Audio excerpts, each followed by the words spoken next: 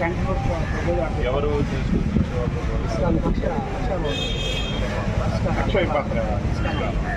ఎక్కడ మంగళగిరి దగ్గర తెచ్చి కూడా ఉంది ఊటికి వచ్చేది సాంబారు ఒక ఇది కూడా వడేస్తారు చట్నీ వేస్తారు సాంబారు పప్పు అన్నీ కూడా వేస్తారు సో అన్ని చోట్ల ఇదే మోడల్ సేమ్ మోడల్ ఇదే తింటారా ఇలా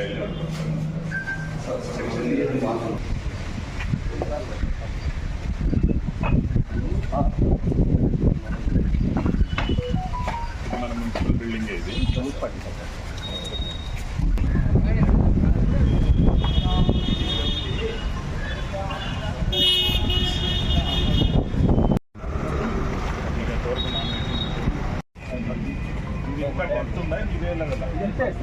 ఉందా ఇదే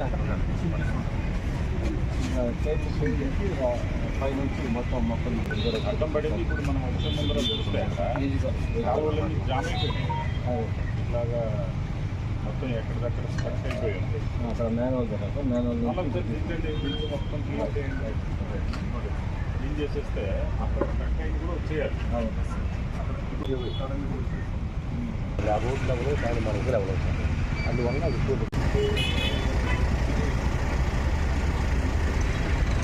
రెండు రోజులు అయిన తర్వాత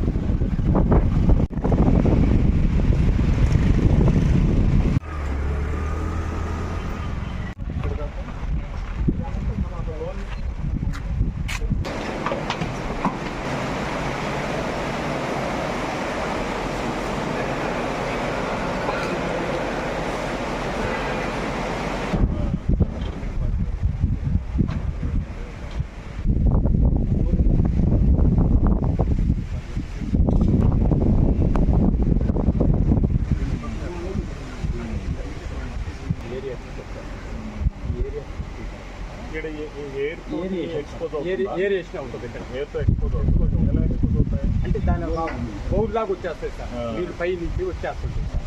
అక్కడి నుంచి పంపింగ్ ద్వారా వచ్చేస్తుంది. ల్యాబ్ టెస్ట్ ప్రకారం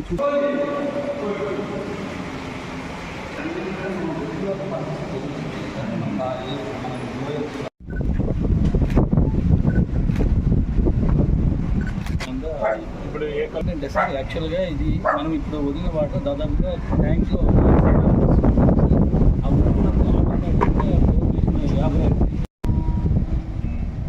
50 నుంచి కూడా సార్ కొంత ఏరియా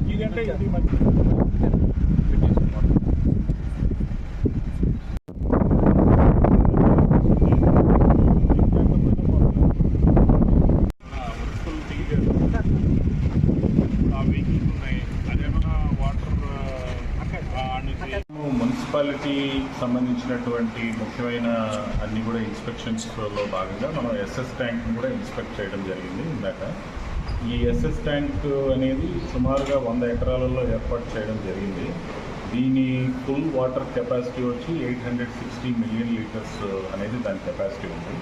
వాస్తవంగా అయితే మనము ఈ నెల 8వ తారీఖు ఒకసారి రివ్యూ చేసినప్పుడు ఎస్ఎస్ ట్యాంక్లో వాటర్ అంతా కూడా ఎగ్జాస్ట్ అయిపోయిన పరిస్థితి, 20 రోజుల నుంచి ఇంకా డ్రింకింగ్ వాటర్ మనం ఇవ్వలేము అన్నట్టుగా ఉన్నింది సిచ్యువేషన్. కానీ అప్పటికే ప్రభుత్వం చర్యలు తీసుకొని పట్టిసీమ నుంచి మన ప్రకాశం బ్యారేజ్కి నీళ్లను పంప్ చేయడం వల్ల మనం ఈ నెల 8వ తారీఖు నుంచే కేడబ్ల్యూడి అంటే కృష్ణా రైట్ కెనాల్కి మనం నీళ్ళు ఇవ్వడం జరిగింది. సో కేడబ్ల్యూడికి ఎప్పుడైతే నీళ్ళు ఇచ్చామో అవి మనకు 8వ తారీఖు రిలీజ్ చేస్తే సుమారుగా 12వ తారీఖు 13వ తారీఖు మనకు రీచ్ అయ్యాయి. మనం ఇక్కడ పంప్ చేసి ఎస్ఎస్ ట్యాంక్ని నింపుకోవడం అనేది జరిగింది. ఇప్పటి వరకు మనం చూసుకున్నట్టయితే ఇంకా 4 డేస్లో మనం ఫుల్ కెపాసిటీ ఎఫ్ఆర్ఎల్ లెవెల్కి మన ఎస్ఎస్ ట్యాంక్ వస్తుంది. అయితే దానికి సిల్టేషన్ ఉండడం వల్ల ఒక 8 feet వరకు సిల్టేషన్ ఉండడం వల్ల ఒక 250 ml ఆఫ్ వాటర్ మనము అందులో నింపుకోలేకపోతాం బికాజ్ ఆఫ్ సిల్టేషన్. అందువల్ల కొంత ప్రాబ్లం కూడా ఉంటుంది. అట్లనే మనకు యాక్చువల్గా అయితే ఈరోజు మనకున్న ఎస్ఎస్ ట్యాంకు బాపట్ల అవసరాన్ని తీర్చగలిగేదే, కానీ కొన్ని మైగ్రేషన్స్ రావడం వల్ల కొంత పాపులేషన్ పెరిగింది, హౌస్ హోల్డ్స్ పెరిగినాయి. దానివల్ల మరొక ఎస్ఎస్ ట్యాంక్ కూడా కావాలని చెప్పి ప్రపోజల్ చేయడం జరిగింది. ఆ మరో ఎస్ఎస్ ట్యాంక్ వచ్చినప్పుడే ప్రజెంట్ ఉన్న ఎస్ఎస్ ట్యాంక్ని డీసిల్ చేసుకోవడానికి కూడా అవకాశం వస్తుంది. ఇంజనీరింగ్ డిపార్ట్మెంట్ మున్సిపల్ బాపట్ల వాళ్ళు ఒక 108 acresని చేశారు. దాన్ని ల్యాండ్ ఎక్విజిషన్ ద్వారా తీసుకోవాల్సిన ప్రైవేట్ ల్యాండ్ ఎప్పుడైతే వీళ్ళకి మన మున్సిపాలిటీకి ఫండ్స్ పొజిషన్ అనేది ఒకసారి చెక్ చేసుకున్న తర్వాత ల్యాండ్ ఎక్విజిషన్ అనేది ఇమీడియట్గా ముందుకు తీసుకొని వెళ్తాం. ఆ తర్వాత ఏదైతే ఎస్ఎస్ ట్యాంక్ నుంచి ఇప్పుడు మనం ఉన్న చోటికి ఇక్కడ వాటర్ అంతా ఇక్కడికి వచ్చిన తర్వాత ఇరిగేషన్ క్లోరినేషన్ అనేది ఇక్కడ చేయడం జరుగుతుంది, ఫిల్టరింగ్ కూడా జరుగుతుంది. సో ఇక్కడ నుంచి మళ్ళీ 4 ELSRస్కి వాటర్ డిస్ట్రిబ్యూషన్ అవుతుంది. ఇక్కడ నుంచి 4 ELSRస్ నుంచి మన టౌన్లో పట్టణంలో ఉన్నటువంటి అన్ని వీధులకి కూడా డే బై డే నీళ్ళు ఇచ్చడానికి ఇక్కడ నుంచి అవకాశం ఉంటుంది.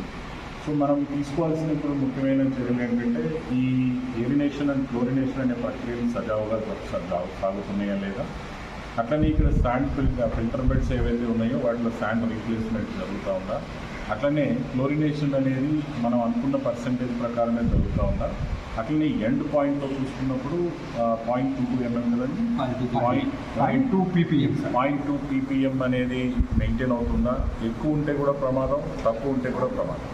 వీటన్నిటిని మనం చెక్ చేసుకోవాల్సిన అవసరం ఉంటుంది రెగ్యులర్గా. అట్లనే పైప్ లైన్స్ ఎక్కడి నుంచి అయితే డ్రైన్స్కి దగ్గర నుంచి లేదా డ్రైనేజ్ల మీద నుంచి వెళ్తున్నప్పుడు లీకేజ్లు ఏమన్నా ఉన్నాయా అనేది చాలా ప్రధానమైన సమస్య ఈ వర్షాకాలంలో కూడా మనకి. సో అవి ఉన్నట్టయితే అవుట్ బ్రేక్స్ అంటే కమ్యూనికబుల్ డిసీజెస్, డయేరియా లాంటి అవుట్ బ్రేక్స్ వచ్చే అవకాశం ఉంది. అవి చాలా సీరియస్గా మనము టేకప్ చేసి ట్యాకిల్ చేయాలి వాటిని. సో అదే విషయాలు మనం రూరల్లో కానీ అర్బన్లో కానీ అందరికీ కూడా గత వారం 10 రోజుల నుంచి చాలా సీరియస్గా వీటి మీద రివ్యూ చేస్తూ ఉన్నాము. ఎటువంటి ప్రమాదాలు అనేది రాకుండా ఉండడం కోసం ముందు జాగ్రత్తగా ఇవన్నీ కూడా మనం చేస్తాం.